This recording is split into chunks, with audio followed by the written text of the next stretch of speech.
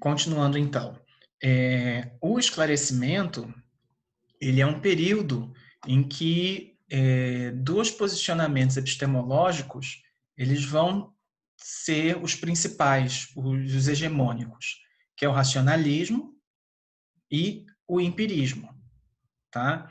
Essa relação entre racionalismo e empirismo, ela já está presente na história da humanidade há muito tempo, tá? Essa oposição entre a razão e a experiência, ela já é tema da filosofia há milênios, e isso vai ser resgatado bastante no período da modernidade, né? Em como eu vou relacionar um e o outro, qual o peso de um ou de outro na constituição do conhecimento, tá?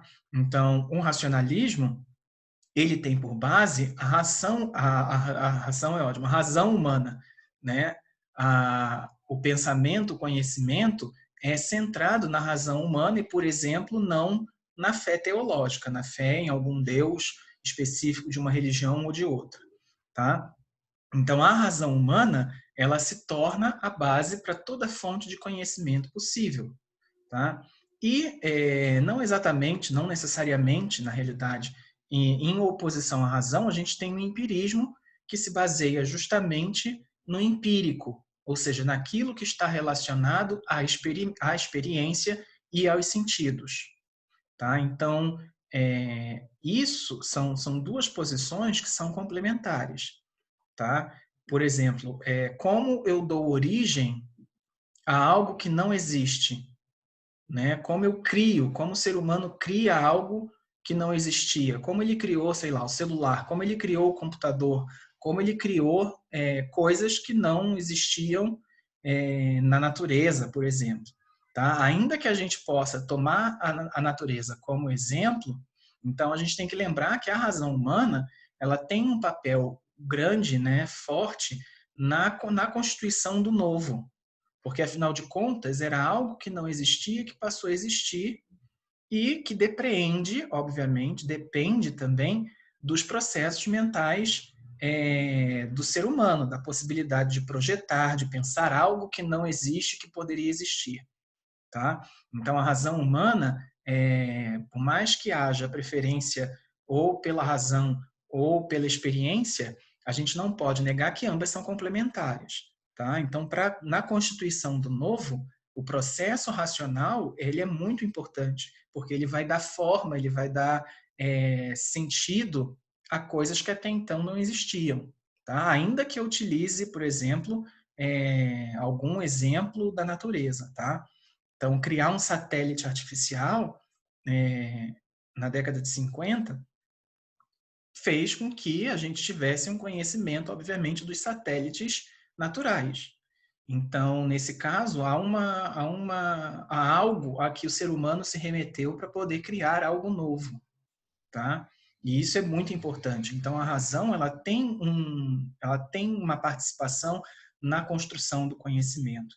E, obviamente, tudo que passa pelos sentidos também, né? A experiência, ela é fundamental para a gente compreender a constituição da própria subjetividade, tá? Então, a experiência, ela é importante, inclusive, para o próprio desenvolvimento do ser humano como espécie, tá? Porque a partir da experiência, a gente sabe que a gente não vai poder comer aquele sapo bonitinho, né? Ele é todo coloridinho, todo bonitinho, mas é extremamente venenoso, né? A gente aprende observando, por exemplo, um animal que foi lá, comeu e morreu, ou a gente aprende na própria carne, né? Alguém foi lá, um outro ser humano foi lá, comeu e morreu.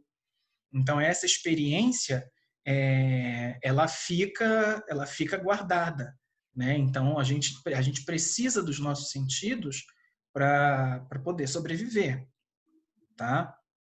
E isso é fundamental também. A gente não pode ser só a única base, a única origem de conhecimento válida é a razão ou o racionalismo, ou então a única fonte válida de conhecimento é o empirismo. Não, os dois, de certa forma, se complementam, né? E compreender essa relação entre ambos é fundamental para o desenvolvimento do conhecimento e da produção do novo. Tá? E isso vai ser muito importante na geografia. Tá? A experiência na geografia, ela tem um papel fundamental. Quando eu falo, por exemplo, do conceito de paisagem, eu estou falando fundamentalmente da experiência possibilitada pelos sentidos. Tá? Então, quando eu vou a algum lugar e como uma comida diferente, sinto um cheiro diferente, vejo algo diferente, né? A gente está diretamente pensando a geografia em função dos nossos sentidos. E uma coisa que a geografia traz, que é muito importante, é que professor de geografia esteve em todos os países do mundo para dar aula de geografia na educação básica. Né? Provavelmente nenhum. Tá? Até porque acho que se ele tivesse dinheiro para visitar todos os países do mundo, ele não estava necessariamente dando aula na educação básica no Brasil, que não é respeitado, que não é valorizado, enfim. Então, assim, isso é importante porque marca justamente essa relação entre razão e aquilo que é empírico, empirismo, entre o racionalismo e o empirismo. Né? Quando o professor dá aula de geografia da África, muitas das vezes ele nunca esteve na África para ensinar sobre isso. Então, como que ele ensina algo que ele não teve a experiência daquele lugar, né? Por exemplo, quando uma pessoa, sempre dou esse exemplo, sobre o mar. Se você já foi ao mar, você tem uma experiência do que é o mar. Agora, se você não foi, você conhece até o que é mar. Tanto conhece que você entende o que eu estou falando quando eu falo a palavra mar. Só que é um conhecimento sem a participação da experiência. Você sabe que o mar é salgado, porque está escrito, porque alguém disse, né? Mas se você não tem a experiência, é uma outra percepção do conhecimento, da realidade. Tá? Então, lembrem, quantos professores de geografia na educação básica foram à África para ensinar a África, foram à Ásia para ensinar sobre a Ásia? Isso, obviamente, tem consequências na forma como o conhecimento é produzido, tá? O ideal, não é porque eu sou geógrafo, né, imagina, mas eu acho que todo professor de geografia tinha que ter um auxílio viagem anual, porque afinal de contas ele vai dar aula daquilo. Então, para quem é da geografia, né, passe a exigir isso, porque essa experiência ela é fundamental para a construção do conhecimento. Eu gosto sempre de dar um exemplo que eu era pequeno, tinha Indiana Jones, eu adorava Indiana Jones e eu queria conhecer Petra, na Jordânia. Né? Quando a gente vê no filme, é uma coisa linda, monumental, magnífica. Só que quando estava lá, meu nariz sangrava, porque é desértico, então era um inferno, e fedia bosta de camelo. Então, uma coisa é você conhecer porque você leu no livro, porque você viu no filme, porque alguém falou para você. A outra é a percepção que você tem naquele lugar por estar ali, por vivenciar aquilo, tá? Então, o conhecimento da geografia, ele é muito vinculado a essa complementariedade entre razão e experiência. Tá? É fundamental que a gente sempre lembre disso. Né? Até porque uma coisa é você fazer um projeto de geografia tendo a experiência em loco, naquele lugar que você está pesquisando, que você está escrevendo, produzindo o seu projeto. A outra é você fazer uma análise por meio, sei lá, de sensoriamento remoto, imagem de satélite, tá? Que não vai te dar a experiência daquele lugar. Para algumas coisas, isso é perfeitamente válido, não vai fazer diferença. Mas para outras, faz diferença você não ter acesso à experiência, à percepção daquele lugar. Tá? E a geografia é muito isso, essa empiria, essa experiência, né? Os sentidos, aquilo que você sente, aquilo que você vê, aquilo que você toca, enfim, é uma outra dimensão quando você está naquele lugar. Se você está no mar, você sentir, né, o gosto do salgado do mar na boca. É outra coisa do que você simplesmente saber que o mar é salgado porque você leu. Tá, ok? E sobre o esclarecimento, cuja base fundamental é justamente essa relação com a razão e com o método científico e, portanto, com a experiência, os experimentos, o empírico também, a gente tem o texto, né, que fala sobre do Kant, né, o século das luzes também não seria o mesmo se não fosse por conta do Kant.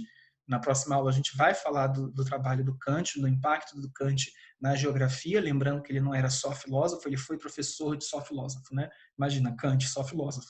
Ele foi professor de geografia também durante muitos anos. Então, a obra do Kant, ela é importante para a gente compreender a geografia também, tá? Mas ele tem um texto que ele fala justamente sobre o esclarecimento, tá? Que ele vai dizer que o esclarecimento é a saída do homem de sua menoridade, da qual ele próprio é culpado, né? Então, assim, o esclarecimento é justamente a capacidade do homem superar. Não tenho, acho que um jeito bonito de falar isso. Não ser um imbecil completo, né? Ser capaz de pensar, ser capaz de tomar atitudes, ser capaz de tomar atitudes reflexionadas em função do pensamento, né? E se não fosse essa capacidade de agir, o ser humano ele não teria conseguido sequer sobreviver, né? Como espécie, enfim. Lembra da aula anterior, que a gente falou das limitações do ser humano como espécie, né? Não tem a melhor visão, não é o mais rápido, não tem preparação para o frio, não tem muita preparação, enfim, para... não tem peçonha com veneno, enfim. Então, assim, o ser humano como espécie, ele é um tanto quanto debilitado. E é justamente por conta dessa debilitação que ele consegue desenvolver a sua técnica e fazer com que qualquer ecossistema, qualquer meio no planeta sua vida seja possível, sua permanência seja possível. E isso acontece por conta desse desenvolvimento técnico. Então, se a gente consegue se desenvolver a esse ponto, né, é porque a gente desenvolveu uma capacidade de raciocínio, de experiência, né? A experiência acumulada ao longo dos anos, dos milênios, né, na realidade, fez com que a gente conseguisse avançar bastante, né? E o que o Kant está falando é que essa menoridade ela foi colocada justamente porque o homem ele se situou fora da produção do conhecimento, ele atribuiu isso a um outro, né? E esse a um outro, esse outro pode ser tanto a igreja como ao grupo social, enfim. Então, sair dessa menoridade é justamente exercer a sua capacidade racional, tá? Então, ser racional é dar um passo à frente, que também está muito vinculado à ideia de progresso da época, né? De ir adiante, de seguir, né? Então, sair dessa minoridade, que está expressa naquela frase sapere aude, é justamente ouse saber, ouse ter consciência da verdade, ouse ter conhecimento, adquirir conhecimento, porque isso é o que vai fazer com que você seja livre, né? Então, essa noção de conhecimento e de esclarecimento é justamente o que possibilita a liberdade do homem, tá? E aí eu gosto de dar o exemplo também do porquê eu escolhi a geografia. Eu escolhi a geografia porque, afinal de contas, eu descobri um mundo, né? Quando eu peguei um atlas, descobri que tinha um mundo para além daquela existência limitada. Então, a geografia, para mim, ela teve justamente esse fato de me apresentar um mundo, de me mostrar cosmovisões diferentes, né? Ampliar o meu conhecimento. Então, isso foi importante porque justamente foi uma etapa, um meio, né, de mediação. A geografia, para mim, ela foi uma mediação com o mundo. Para outras pessoas vão ser a física, a enfermagem, enfim, no meu caso foi a geografia, tá? E isso é o que traz liberdade, né? Porque essa liberdade, ela é muitas das vezes um produto da nossa consciência e da nossa capacidade de nos emanciparmos diante da realidade. Então, por exemplo, voltando ao exemplo que eu dei do profissional de geografia que dá aula daquele lugar que ele nunca foi, né? Eu não tive dinheiro para viajar ao mundo, mas a geografia me trouxe o mundo até as minhas mãos. Então, assim, por mais limitado que eu tenha sido, a geografia me possibilitou ter uma compreensão do mundo enorme, né? Eu não fui a Eritreia, eu não fui a Djibouti, não fui ao Afeganistão, mas eu tenho conhecimentos sobre o Afeganistão, sobre a Eritreia, sobre o Djibouti, apesar de não ser um conhecimento empírico, tá? Eu não tenho a experiência de estar lá. Adoraria, mas enfim, né? Então, essa noção de liberdade, ela está muito vinculada àquilo que que só o conhecimento pode trazer na realidade, tá? Porque quanto mais eu conheço, mais eu tenho consciência de que não sei, como diria lá o filósofo grego. Mas, ao mesmo tempo, isso me emancipa do mundo em que eu vivo. É como se eu me colocasse fora daquela realidade e pudesse compreendê-la de uma outra perspectiva, tá? Então, essa liberdade é uma liberdade que só o conhecimento produz, né? E isso é fundamental para o desenvolvimento do ser humano, né? Tanto como espécie, tomado como uma coisa só, quanto individualmente, tá? Então, o esclarecimento é o que possibilita a minha emancipação, tá? Por exemplo, Freud vai falar do inconsciente, né? Ele vai formular a descoberta desse inconsciente e o quanto isso facilita o avanço do ser humano, porque até então a gente vivia na ilusão de que a consciência, o eu, se confundiam entre si, né? O eu era consciente de si próprio. Enfim, e aí o inconsciente vai mostrar que não é isso. E a partir disso houve um salto, por exemplo, na possibilidade de conhecimento do homem sobre si próprio. Então, o esclarecimento ele está vinculado a essa superação de um estágio de minoridade, né? Em que o ser humano está limitado pelo meio, pelas condições de vida, enfim, e não ousa justamente seguir adiante, né? Por meio do conhecimento. Tá? Enfim, alguma dúvida, gente?